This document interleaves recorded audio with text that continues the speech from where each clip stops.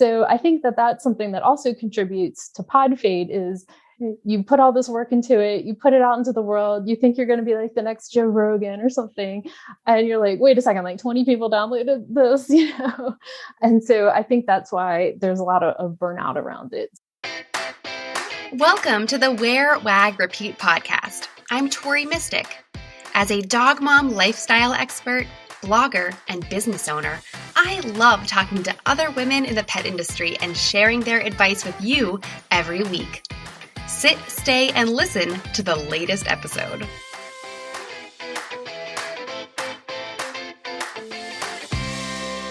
Have you ever thought about starting your own pet podcast? It is one of my favorite elements of my business, but it's a lot of work.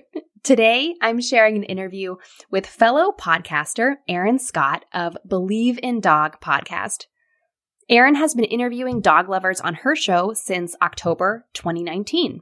And just last month, she launched a second podcast that she hosts with Kim of the dog blog Keep the Tail Wagging. In this conversation, Erin and I talk about what goes into creating each podcast episode for our shows, what we look for in a great guest, how to pitch yourself to a podcast, and what to consider if you want to start your own.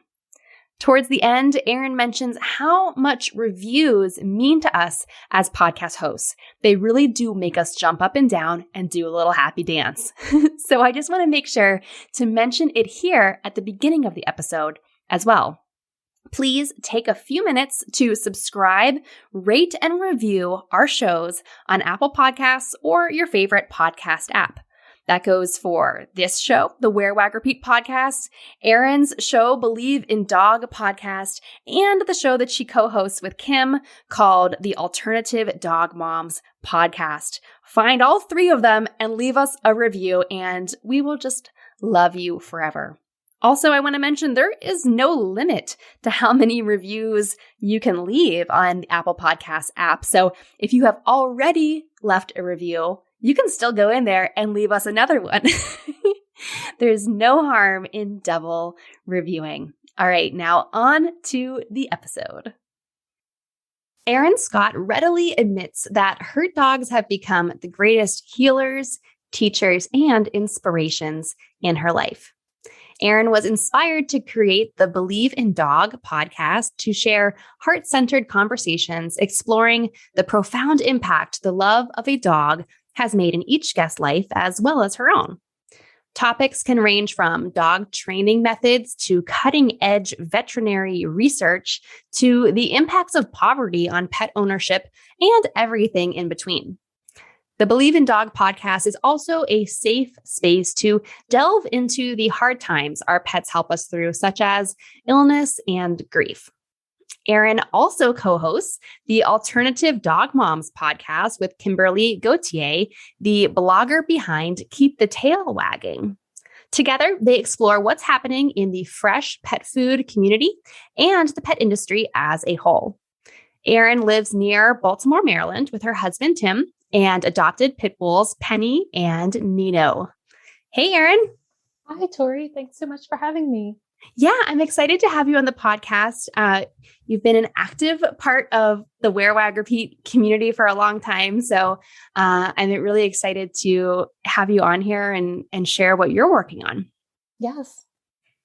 So you have your very own podcast, the Believe in Dog podcast, where you share lots of great interviews. Like I mentioned in your bio, all kinds of different topics, but really interesting guests. I love listening to your interviews. So tell us a little bit about how you decided to start that. I know you've had it for a few years now. What was the inspiration to really start that show? Well, it's actually kind of a really personal story and not so much a business one. But, I actually am a breast cancer survivor. And I became a survivor the same week that I turned 40 years old, which was back in 2019. And it was kind of this whole new decade, new energy, who dis, what am I going to do with my life kind of thing. And Obviously I'm a dog lover. We got our first dogs in 2004. So I never actually had a dog till I was 25. And all of my friends, I have this amazing network of people, and everybody has like this really amazing story of like how this dog kind of came into their life and nothing was ever the same again. And back in 2019, there weren't quite as many dog podcasts as there are today. And, there was a lot on like training or veterinary care, but I just kind of like to hear people's stories. And I would hear the podcast in my head. I would hear like these conversations in my head. And I was telling my husband, and he was kind of like, I think you just need to go start your own. So I actually had some friends that were doing a podcast at the time. It was not dog related at all, but they kind of gave me a tutorial. And of course, I had to do an online course about it. And then I launched my own to just kind of have this outlet for like, there's all these amazing people and everybody should know about them. I love that. So do you feel like your podcast has kind of like stuck with your original vision for it up until now? Because like my show, when I first started it, I thought I was just going to interview women entrepreneurs who had dogs. I actually didn't set out to exclusively talk to people in the pet industry, and it's really kind of shifted. So I was curious if yours kind of shifted at all too. In some ways, it's just sort of blown out of the water anything that I ever possibly expected, and some of the cool people that I've gotten to talk to that I couldn't have imagined. But the core of it is still the same. And then from time to time, I do some just like sort of different episodes, like some roundtable episodes where I'll get multiple people together. Some of them have been past guests. Like we did like a shy and fearful dog roundtable, to just talk about experiences and because I have a very shy and fearful dog. And I have another one coming up too that's like what to do if there's a dog fight in your house. Because I get emails, I don't know if you have this too, but you're kind of like the dog person that people know. And then you just kind of get these emails. And so I'm like, okay, I want to be able to tell people this is exactly what you do. And so I'm bringing on some trainers and like experienced fosters to kind of talk about separating dogs and crating and rotating and things like that. But yeah, the core of it has pretty much remained the same. Yeah. I love kind of switching it up with the format and everything. And, but I know how much work it is, especially bringing on multiple guests. Setting up one guest is hard. And then setting up multiple people, it's a lot to coordinate. So, I know how much work goes into podcasting, but maybe for the people who are listening, could you talk a little bit about sort of how much prep work or, what's required to do before an episode and after an episode? How much work really goes into it? It's a ton of work. Yes. Especially for the format that I do. From the time that I initially either I contact someone or they contact me, I start just doing a little research. Sometimes I'll have a meet and greet with someone if they don't have a big web presence, and I don't know, have any sort of like personal connection to them. So just to get a feel for people's stories and, to start building a rapport, because I want people to, feel comfortable talking to me. Sometimes people are nervous. They've never done something like this before. And it kind of varies. Some people are very sort of like press trained. And then that actually is also a lot of work on my end, because when people are very familiar with telling their stories, they run through it really quickly. And then you don't have a very long podcast.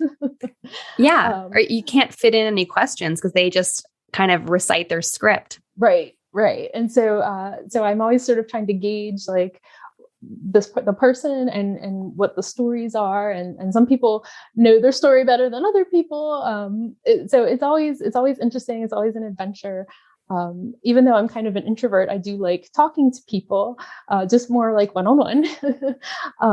So this has been a lot of fun, but also, I've interviewed a lot of authors. And so there's a lot, I read their books. In fact, I usually read them at least twice, because once I just kind of read through to get a feel for it, and then I go back and sort of take a lot of notes.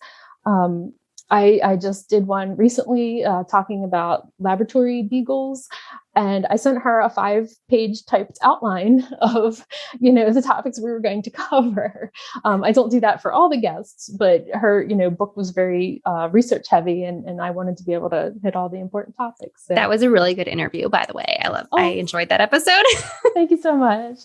So yeah, like a lot of work goes in behind the scenes because, I want to make my guests look good and I want them to be happy with the outcome and proud to share it, as well as promote their end goal, whether, it's a book or whatever, their business, whatever it is. Or sometimes I just know people personally who aren't looking for attention, but I'm like, everybody needs to know this story.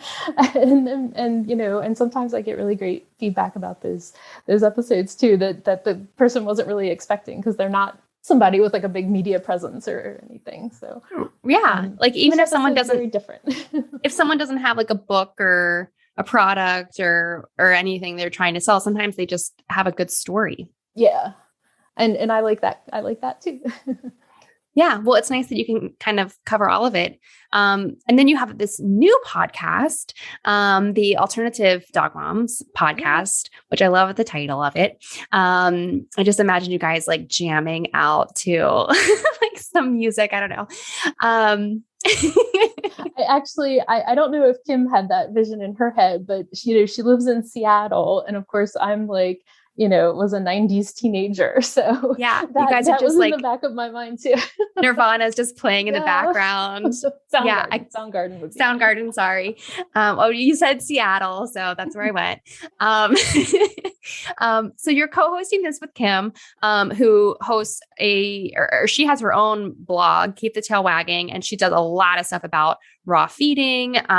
I think she has like another blog. She's got several blogs, I think. And now you guys have this podcast. So what is it like? Because I've never had a co-host. So what is that like? And who, because this is her first podcast, I think, but it's your second. Her second. This is her second. Mm-hmm. Oh, okay. So who approached who and how did this come to be? So back in January, Kim had actually made a post on Instagram saying, if anybody is interested in doing a podcast, with me to talk about, raw feeding or the fresh food community, let me know. And I was sitting there like, oh my God, really? Like, because I've been following her online, oh my gosh, for a very long time now, probably since my old gals were both here. And because I'm very into the kind of alternative dog health, into raw feeding. And she was one of the first people I ever found online that was doing that and creating content around that. So yeah, so I reached out to her right away and was like, oh my God, I would jump at the chance to be able to do this with you. And she's like, all right. So we just, we had started recording, and I think we started recording at the beginning of March, and by like the end of March, we were releasing the episodes. So it moved really fast. Yeah. That sounds like very easy. It just kind of came together. Yeah. Yeah. So do you guys plan on having guests on that show as well? Probably at some point, but I think we both have such a breadth of knowledge that we don't need guests. But I think down the road we will incorporate some. I think I love listening to podcasts where there's like co-hosts who are on every week, and you kind of feel like you're just sitting in on their discussion over coffee or something like that. And I feel like you get to know people so well that way. So that's the goal. Yeah, I'm excited to kind of see what happens since it's still brand new baby podcast. Yes. Or a puppy podcast, I guess. Yeah, puppy podcast. That's more in our realm. So okay, you now you have these two podcasts, but before we hit record, I was going through our notes because we have notes for this episode too, guys. I was going through our notes and I saw this word pod fade, and I was like, is that like the software you use? What is that? And you told me about this term I never heard before. So can you tell everyone what pod fade means and like some stats around that maybe? Yes, this is really interesting to me because I've been joining a lot of different podcasting groups, and I'm always trying to learn and improve as I go along. And so I've actually seen statistics that the average number of episodes for the life of a podcast is 7, because so many people will start it very enthusiastically and then just kind of fade out, which is where we get the pod fade from. So yeah, I think sometimes people don't realize how much work does go into it. I think sometimes it's like, oh, everybody has a podcast, I should just do that. It's like another box to check off. And I don't always think that you need to do things just because everybody else is doing them. I've also seen some statistics that if your episode has 26 downloads, that you're in the top 50% of all podcasts out there in the world. And if your episode has 72 downloads, you're in the top 25%. So I think that that's something that also contributes to pod fade is you put all this work into it, you put it out into the world, you think you're going to be like the next Joe Rogan or something. And you're like, wait a second, like 20 people downloaded this, And so I think that's why there's a lot of burnout around it. So it's definitely not a like overnight success model for starting a business or anything. Yeah, no, I think unless you're like a celebrity or have a really dedicated following, I think it just takes time. Like you started in October 2019. I think I started on November 1st, 2017, I think.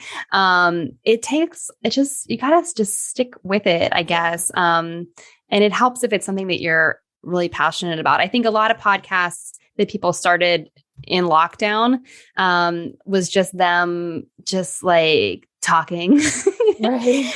Maybe didn't have like an outline or a goal or anything like that in mind. So I think that is an important part of continuing your podcast for the long haul. And I think, downloads do hopefully kind of go up a little bit as time goes on. But yeah, there is not really an overnight success story to podcasting, I don't think. For most people, like you said, that don't already have a huge presence. If someone, by the way, congratulations on your 100,000, because that is so amazing. And I know how hard it is. I respect the hustle. Thank you so much. Yeah. And I am going to keep talking about it. So guys, I'm sorry, you're going to be sick of hearing about this, but when that number hit, it was kind of weird because I was sitting here in my office at home and I kind of knew like 1 or 2 plus or minus days of when that was going to happen just based on my average numbers. And I refreshed Libsyn, which is the hosting software I use. And I refreshed it and it said like 100,047. And it was just like, I was just sitting here by myself and I was like, woo, like I was like, I don't have anyone to like high five or anything. And it was just very weird. And luckily I do have lots of people who are like celebrating and everything. But like in that actual moment, I was like, I'm just sitting here like in silence in my house and seeing this number hit. But it has been 4.5 years of doing it. So it does take some time. Did you hear the news? I created a quiz to help you find your petpreneur personality type. Answer 4 quick questions, and not only will you discover what type of petpreneur you are, but you'll also get a curated playlist of the Wear, Wag, Repeat podcast designed for exactly where you are in your pet business right now. From an underdog champion to a possum petfluencer or a prosperous petpreneur, each playlist includes 12 episodes from the archives. Plus, after you get your results, you'll receive a few emails from me with special advice to help you reach your pet business dreams. Take the quiz and fetch your results today at wearwagrepeat.com/playlist quiz.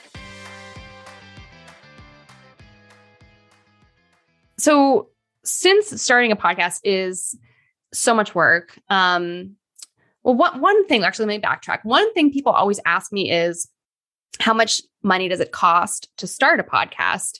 And I think that you could start a podcast for like $10. You just have to, sign up for some hosting somewhere. If you're going to edit everything yourself and, just use the microphone that's built into things, you don't really need to buy anything to start a podcast, but it's time that really is the huge expense.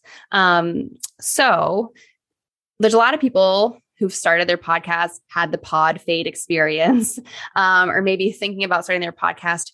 What do you think about starting your own podcast versus being a guest on other people's podcasts?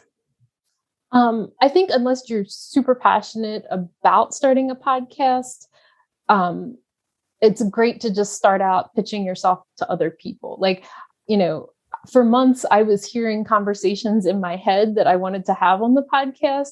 And it was like this itch that I had to get out of my brain, which is why I felt like I had to do it.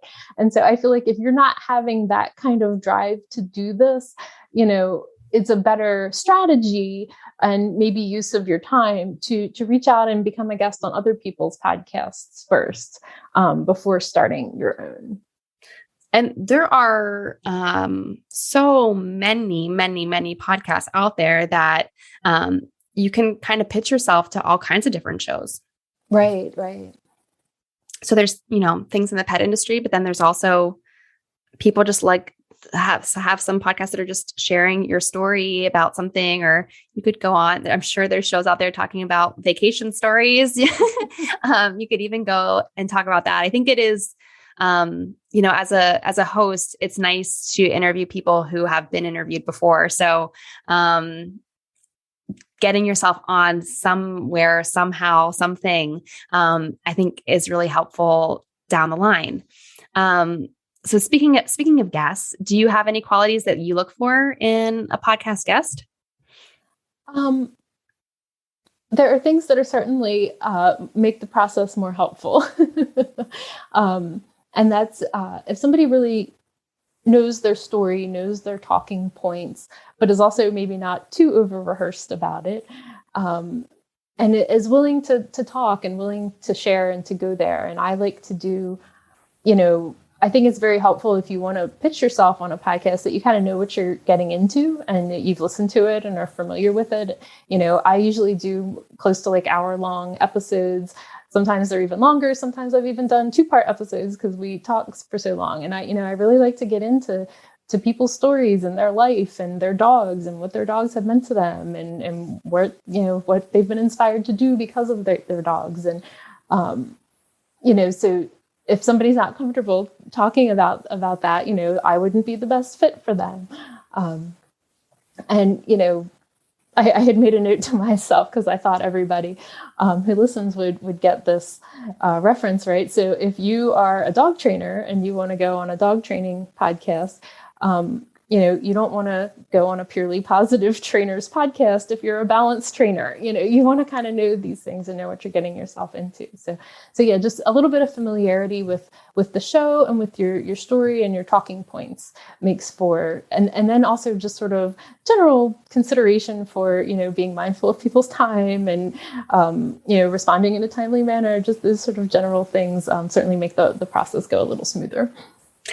And what do you think is the best way if someone does want to pitch themselves? What's the best method to do that? Like DM you or email you, send you a letter? Yeah, email is always great because sometimes I lose things in DMs. But what is really lovely is when people start connecting with you like on social media first. And then kind of reach out to you so that you kind of have a little bit of familiarity with, I've seen that name before, that'll just catch your eye a little more. Because all of it is connecting, all of it is, relationship building. And so I really appreciate when people do take, that kind of time and that they say like, hi, Erin, and that, they've taken the time. And it's not just like a generic kind of thing that will always catch my eye when they actually like have taken the time to realize like who I am and that this is their story that they want to share. I have had dog trainers on the podcast, but it's not primarily like an outlet for talking about, how to make your dog sit or something like that. So yeah, just sort of like doing a little bit of research on the back end so that you know who you're pitching, and you know, not sending a whole book, but just, you know, these are the topics I can cover. That's really helpful. Yeah, I agree. You know, if someone's like, I could talk about anything, that's kind of a no for me at first, just because then you're putting all the work on me to figure it out. And it's just too much for me. Right. You know, with a weekly show, you got to give me something to start with, some kind of starting point. I did see the other day, in a podcast Facebook group I was in, someone was looking for guests, and one of the topics she was requesting was Pinterest. And I was like, oh, you know, I could talk about Pinterest. I love Pinterest. And so she had a Google form set up, and her Google form asked you to leave a review on Apple Podcasts before submitting to be a guest. And at first I was like, well, that's kind of a little bit like weird. But then, you know, thinking about it, I was like, well, I did go listen to an episode in order to leave a review, because you can technically leave one without listening, but I don't know how you would know what to say. Right. So, it kind of ensured that people listened to the show, before submitting. But I don't know, her show, all the episodes that I found were solo episodes. So since she was looking for guests, but there were no episodes with guests, it was just very interesting, because if I see a show where there's no guests on it, I wouldn't ordinarily think like, oh, that's a great show to submit myself for. Right. So it was very interesting. Yeah, that's one way of doing it that I've never heard of before. No, yeah. I mean, I guess, you know, it's fine. I don't know what the rules are about like leaving reviews, but that was something I had never really seen before. I will say, like, it literally makes my whole entire day when somebody leaves a review, and, you know, and I can tell, oh, they have actually listened to this and cared enough to go and do that. I mean, there's like no bigger compliment to me, you know, than that for all the work that goes into it. That does, you know, make a difference. Yes. So everybody, now please go leave a review for the Believe in Dog podcast, Alternative Dog Moms podcast, and the Where Wag Repeat podcast. Yeah. It will only take you 5 minutes to review all of our shows. So you can go do it and just make our days. It really does make my day. It does. I know. So Erin, before we wrap things up, I know this episode is all about podcasting, but I can't end it without asking you about your dogs, Penny and Nino. So if you could tell us a little bit about how they came into your life, or kind of what you love most about them, that would be great. So Penny actually has a great story. I actually found her in an alley in Baltimore. I was out TNRing cats with a friend of mine, and here came this skinny, saggy mama pit bull out of this alley that was like all scabby and had barely any fur from all the fleas and everything else. And we did actually do the responsible thing. We took her to the Barks shelter, and then I told them, okay, look, the minute her hold is up, I'm coming back for her. And honestly, leaving her there that day was one of the hardest things that I've ever done in my life. But we did go and pick her back up as soon as we could. And she's literally been my best friend, like my total BFF ever since. And then Nino, he's a very funny guy. We adopted him from that same animal shelter, and he's kind of like my husband's boy. Like, so Penny and I go have our girl adventures, and they have their bro hangs at home on the weekends. And yeah, so we have a nice family. Yeah, it's very cute. I love following what you guys are up to and seeing photos of them. They're so cute. Yeah, Nino's got the big old pit bull head, and, you know, he's like 80 pounds, whereas Penny's like 50 pounds, and, you know, but she keeps him in line. It's a very funny dynamic. The girls always do. That's kind of Lucy is, I mean, Bert's just kind of like a big goof. But sometimes he'll like try to hump her or something, and she is not having that. Well, Penny actually humps Nino when he's getting too worked up. Good for her. And she chases him through the house, and it's a very funny dynamic with them. But sometimes he's such a big oaf that he just kind of bowls her over, and then she really lets him have it. It's always like a 3-ring circus, it feels like. I wouldn't have it any other way. I could relate. So when you're podcasting, what do you do with the dogs? Do you have to like keep them quiet, or do you have any, or is it not a big deal? It's usually not too big of a deal. If I record in-person episodes, I actually do it right here at my office.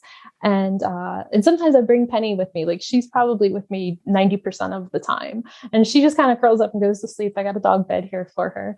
And then if I do it at home, I just have to shut the front door. And that's kind of like, oh, everybody can like go have nap time now.